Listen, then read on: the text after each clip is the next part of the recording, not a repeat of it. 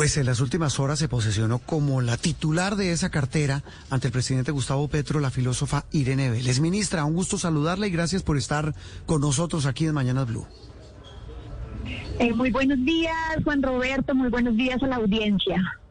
Bueno, ministra, había al comienzo, cuando se conoció su designación, algunas dudas de si cumplía los requisitos para ser ministra de Minas. Filósofa, es una mujer muy valiosa, ambientalista, académica, profesora, jugada por las causas sociales. Pero los expertos en temas de minas y energía decían, pero ¿dónde está el tema de minería, el tema de la energía en su hoja de todos esos trámites? Hoy ya posesionada y después de disipadas esas dudas, ¿qué tiene en mente la nueva ministra de Minas y Energía en gobierno y en una situación, en un panorama tan complejo, pero también tan interesante para este sector de la economía? Ministra, precisamente, ¿Hola? sí, retomamos ahí la pregunta. ¿Cuál es esa visión que tiene usted como ministra de Minas frente a ese cambio en materia energética que tiene el gobierno del presidente Gustavo Petro? Bueno, en primer lugar me gustaría dar como un parte de tranquilidad a todos aquellos que tuvieron la duda sobre la idoneidad.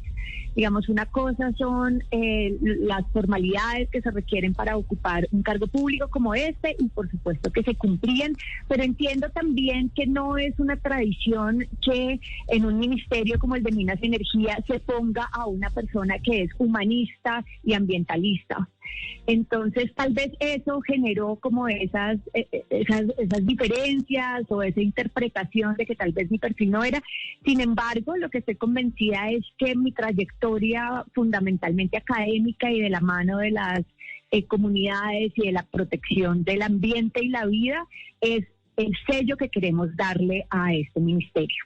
Habiendo dicho eso, entonces tenemos, por supuesto, el gran desafío de la transición energética, que estamos convencidos de que va a ser una transición energética que la vamos a hacer de manera segura. Eso quiere decir que no vamos a dar un salto al vacío sin saber que tenemos una matriz energética que nos evite crisis sociales y crisis empresariales. Por otro lado, queremos hacer una transición que sea justa y eso quiere decir que vamos a promover temas de autogeneración, de cogeneración y que vamos a pensar también no solo en los generadores, sino en los usuarios finales en esta transición, de manera que sean costos razonables y que ellos puedan, todos y todas los territorios más apartados, asegurar que tienen un acceso a este servicio tan fundamental. Queremos hacer una transición que sea participativa y ese es un asunto clave porque el otro mensaje es que este es un ministerio que quiere ser de puertas abiertas. Y de puertas abiertas es dialogando con el sector empresarial, dialogando con los gremios, pero dialogando también con las comunidades, que son las comunidades que van a ser beneficiarias y que son las comunidades que en algunas ocasiones también cohabitan con esos proyectos de generación o de extracción de recursos. Entonces, esos tres principios van a ser muy importantes en este proceso de transición energética y estamos absolutamente convencidos de que fue esa mi trayectoria en este campo de la justicia ambiental lo que le dio el parte de confianza al presidente Petro de que yo podía liderar esta cartera. Ministra, entendiendo eso que usted nos explica, lo había dicho el hoy presidente Gustavo Petro en campaña, lo ha dicho después de haberse posesionado, que él se la juega por este tema que es fundamental, el de la transición energética, el que usted nos cuenta. Ayer hablábamos del asunto también con su colega de Ambiente, Susana Mohammad. Pero en el caso puntual, dice usted, estamos abiertos a escuchar a todos, a dialogar, dice usted, ¿cuál va a ser la relación y el manejo que desde su cartera de Minas y Energía va a dar a empresas que hay en Colombia con inversiones gigantes, con intereses enormes en sectores extractivistas como el del oro, como el del carbón, como el del níquel y ni qué decir como el del petróleo? Sí, bueno, lo primero que tenemos que decir es que todos los contratos que ya estén vigentes van a seguir su curso normal. Es decir, tenemos más de 180 contratos de exploración de hidrocarburos y esos contratos se van a respetar haciendo su proceso normal de el licenciamiento ambiental y posteriormente todo lo que se derive de ese proceso. Ahora, es muy importante tener en cuenta que esperamos que a esos proyectos que ya han sido, con los cuales ya tenemos contratos, que sean exitosos. Por eso nos emociona tanto que Ecopetrol haya encontrado una nueva reserva que es Gorgón 2, porque necesitamos precisamente una seguridad energética que esperamos lograr a partir de esos proyectos que ya están en este momento en vigencia. Ahora, lo que no vamos a hacer es nuevos contratos de exploración. Ese ha sido el compromiso del presidente y vamos a mantener nuestra promesa porque es una promesa para cuidar el ambiente, para cuidar la Casa Grande. Eso respecto a el sector. Es que, ministra, este tema de nuevos contratos de exploración han dicho muchas personas que digamos, en petróleo se pueden hacer cosas, pero en gas, ni siquiera nuevos contratos en gas. Ayer nos decía aquí en Mañanas Blue el presidente de Ecopetrol que pues si no encontrábamos, si no explorábamos más, que podríamos perder la autosuficiencia y traer gas del exterior duplicaría, triplicaría y hasta podría multiplicar por 4 la tarifa de gas que hoy pagan los colombianos. ¿El gas particularmente en ese tema no habrá nuevos contratos? No habrá nuevos contratos. Eso es una cosa que ya se dijo en campaña y es algo a lo cual le vamos a cumplir a la ciudadanía. La ciudadanía votó por la justicia ambiental, la ciudadanía votó por cuidar la Casa Grande. Ahora, vamos a cuidar la seguridad energética. Ese es nuestro propósito. ¿Y eso qué quiere decir? Quiere decir que esperamos que la exploración que en este momento se está realizando en más de 180 proyectos, pues tenga un nivel de éxito que nos permita hacer la transición. Quiero decirles lo siguiente, no solamente, transicionar significa que vamos a incentivar las energías alternativas. Es decir, que a la vez que estamos diciendo que no va a haber nuevos contratos, estamos apostándole a que vamos a intensificar desde mecanismos normativos, desde el sistema de ciencia, tecnología e innovación, el desarrollo de energías renovables. Entonces no es que nos vamos a quedar cruzados de brazos viendo a ver cómo se acaban los recursos que de todas formas son finitos en términos de gas y petróleo, sino que estamos apostados a que vamos a tener más granjas solares, a que vamos a tener más generación eólica, a que vamos a poder hacer un desarrollo en términos de hidrógeno verde. Este tipo de cosas son nuestro compromiso y aquí es que le estamos apostando. Las reservas que existen en los contratos que ya están vigentes, esperamos que sean suficientes para hacer la transición y vamos a estar monitoreando esa situación para que así sea. Ministra, ¿cuándo va a salir entonces ese decreto para prohibir las nuevas licencias de contratos de exploración? Y si no temen que la eliminación de esos nuevos contratos de exploración derrumbe, por ejemplo, la acción de Ecopetrol. Estamos en este momento estudiando la ruta del gas. Tú sabes, llegamos apenas hasta ayer posesionados a esta cartera, entonces estamos en el momento precisamente de revisar qué es lo que tenemos, cuáles son las rutas, tanto técnicas como normativas, y tenemos un equipo aquí pendiente de toda esa estimación. O sea que la respuesta del cuándo te la debo, pero estamos precisamente apostados en la tarea de generar estas soluciones de una manera absolutamente responsable con el país. Ministra, siendo el fracking uno de los temas más sensibles, ¿se buscará impedir esa técnica extractiva en Colombia? El fracking es también un compromiso, evitar el fracking es un compromiso del presidente Gustavo Petro. En esta semana, el Movimiento Social de Colombia Libre de Fracking radicó frente al Congreso un proyecto de ley que busca precisamente evitar que se avance en este tipo de explotación de yacimientos no convencionales y nosotros esperaremos a que esa ley tenga una ruta democrática en el Congreso de la República. Mientras tanto, como ha sido un compromiso de nuestro presidente, nosotros vamos a buscar revisar cuál es el estado de los dos proyectos piloto que tenemos en este momento, que son Platero y Calé, ambos que tienen en este momento situaciones diferentes respecto a su licenciamiento ambiental, a su prospectiva, y por supuesto que será nuestro compromiso cumplirle al país respecto a que no habrá fracking. Entonces vamos a revisar cuáles son las salidas que tenemos, tanto desde una perspectiva de investigación técnica como normativa, para evitar cualquier riesgo fiscal que eso pueda generar, pero asegurar que estamos cuidando la casa grande. Es que tal vez aquí lo que tendríamos que poner en perspectiva es que no se trata solamente de decisiones económicas. Esto se trata de una decisión vital, y es que estamos frente a una crisis ambiental y climática global. Negarnos eso es negar el elefante blanco que tenemos frente a nosotros en el centro de este salón.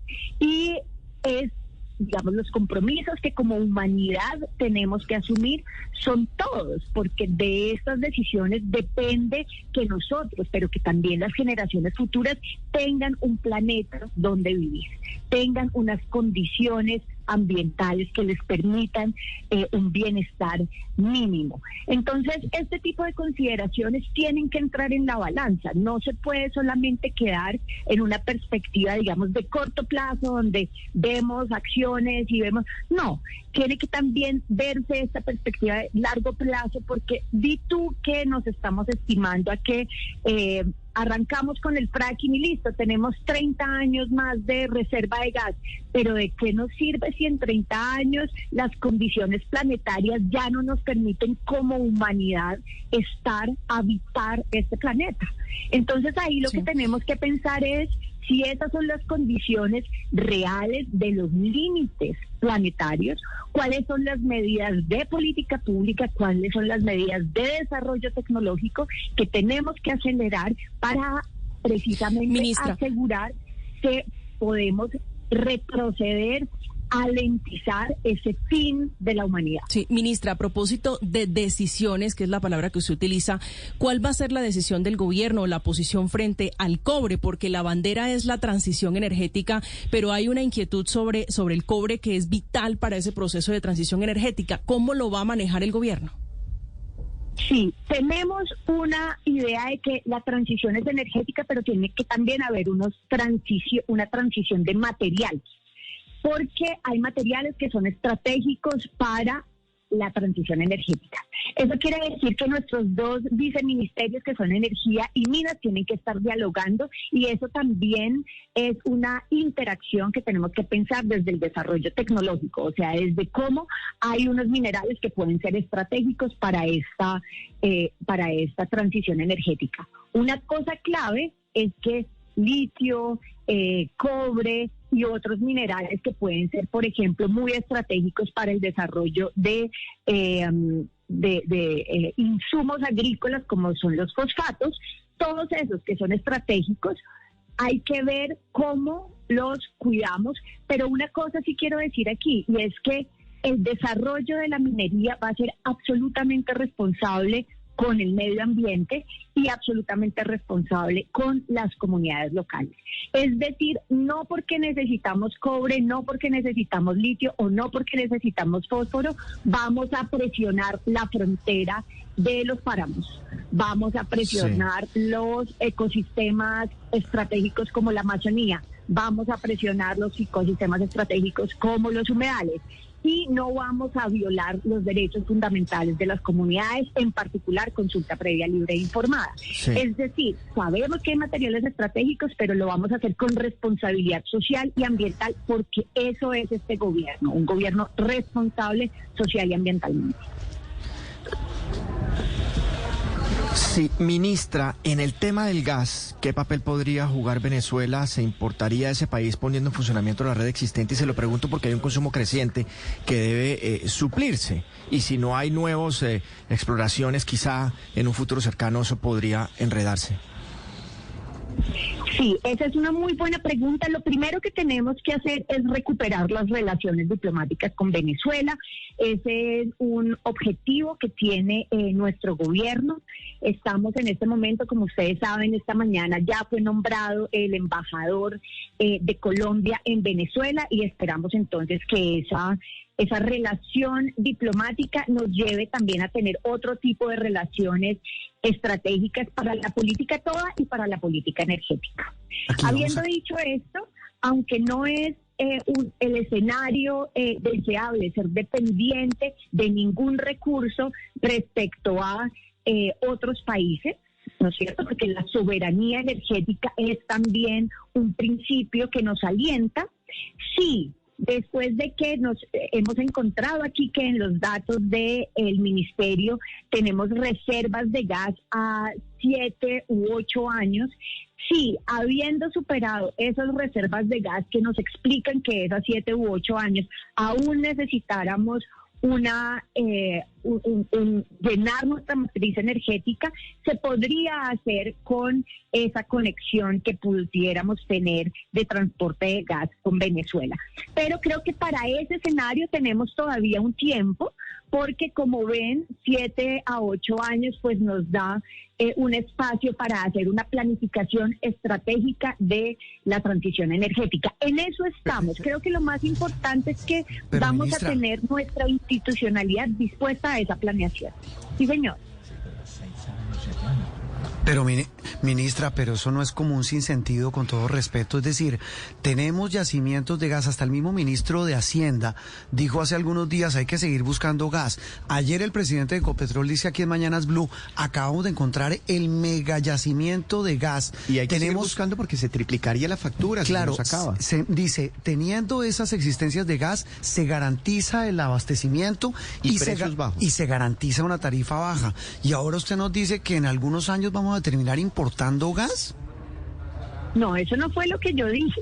Lo que yo dije es, sí, con las reservas que tenemos, y por eso arranqué esta entrevista diciendo que me parece excelente que el nuevo pozo Gorgón 2 tenga identificada una reserva de gas, porque es ideal tener soberanía energética. Y tener soberanía de gas, por supuesto que pasa por esa soberanía energética. Entonces es ideal que con nuestras propias reservas, en aquellos proyectos vigentes, podamos abastecernos.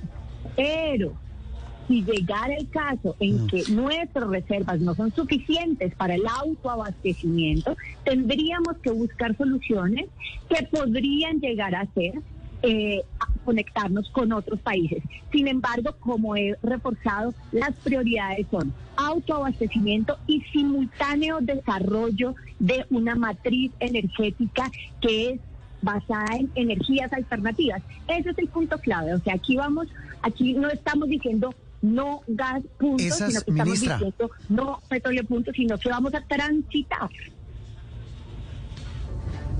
Señor. Ministra, me permite, con todo respeto, pero veo una cantidad con todo respeto, ministra, pero veo una cantidad de contradicciones en lo que está diciendo. Es decir, está diciendo que no descarta que en un momento dado que se acaben las existencias de gas, al menos de las que haya disponibles, tendríamos que buscar alternativas en otras naciones. Le repito la pregunta, ¿eso no es muy triste habiendo tanto gas en Colombia por buscar?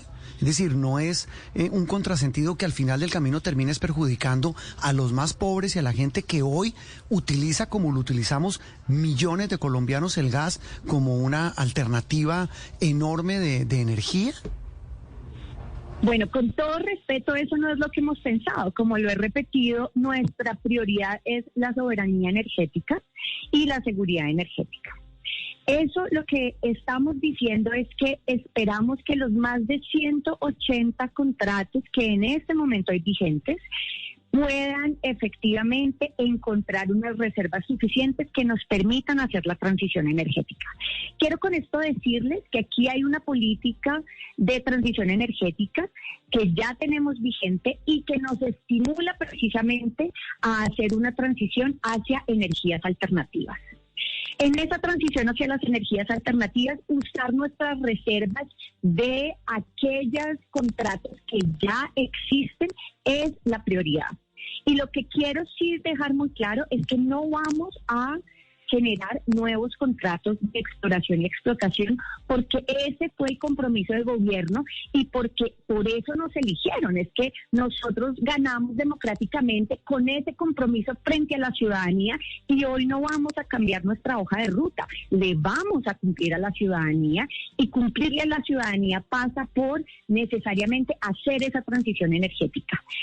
Esa transición energética tiene ese elemento, y es que necesitamos desarrollar una matriz diferente, una matriz en la que paulatinamente esas reservas de gas que vamos a ir agotando, porque es que estos son recursos finitos, ¿no es cierto? Estos son recursos finitos y ya dijimos que no vamos a tener nuevos proyectos, entonces vamos a intensificar las energías alternativas. Eso es el cambio, un cambio en la balanza energética, un cambio en cuáles van a ser nuestras fuentes.